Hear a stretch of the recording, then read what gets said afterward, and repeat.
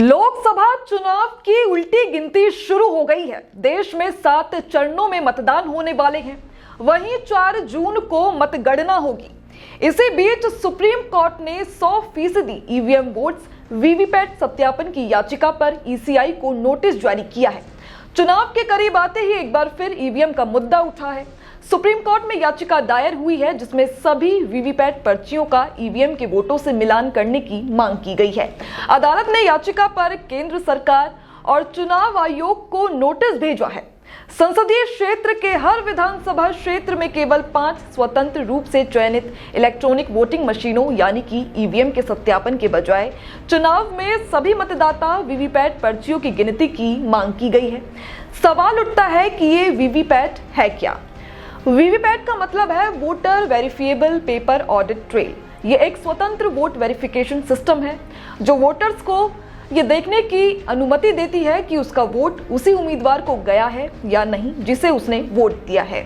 VVPAT के जरिए machine से कागज की पर्ची निकलती है जिसे मतदाता देख सकता है और इस पर्ची को एक सीलबंद डब्बे में रखा जाता है और विवाद की स्थिति में इसे खोला जा सकता है।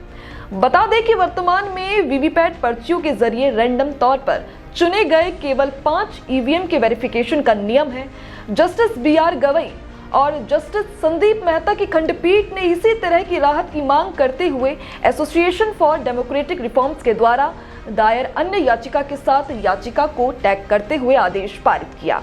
याचिका में ईसी के दिशा निर्देश को भी चुनौती दी गई, जिसमें कहा गया कि वीवीपैट सत्यापन क्रमिक रूप से किया जाएगा, यानी एक के बाद एक, जिससे अनावश्यक देरी होगी। याचिका में दलील दी गई कि अगर एक साथ सत्यापन किया जाए और हर विधानसभा क्षेत्र में गिनती के लिए अधिक अधिकारियों को तैनात किया जाए तो पूरा वीवीपैट सत्यापन 5 से 6 घंटों में किया जा सकता है।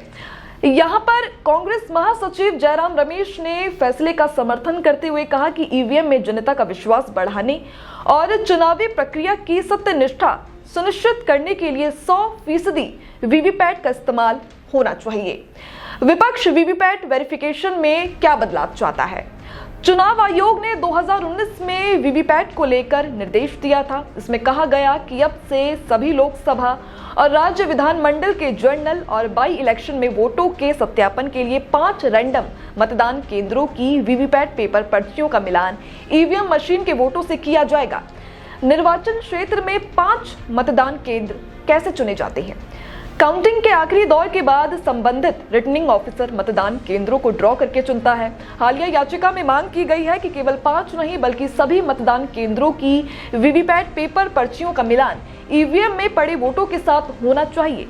याचिका में ये भी कहा गया है कि चुनाव आयोग ने लगभग 24 लाख वीवीपैट खरीदने के लिए 5,000 करोड़ रुपए खर्च किए हैं, लेकिन केवल 20,000 वीवीपैट की पर्चियों का ही वेरिफिकेशन होता है। जस्टिस BR गवई और जस्टिस संदीप मेहता की बेंच ने याचिका पर चुनाव आयोग और केंद्र सरकार को नोटिस जारी करके जवाब मांगा है। मामले की सुनवाई अब 17 मई को होगी।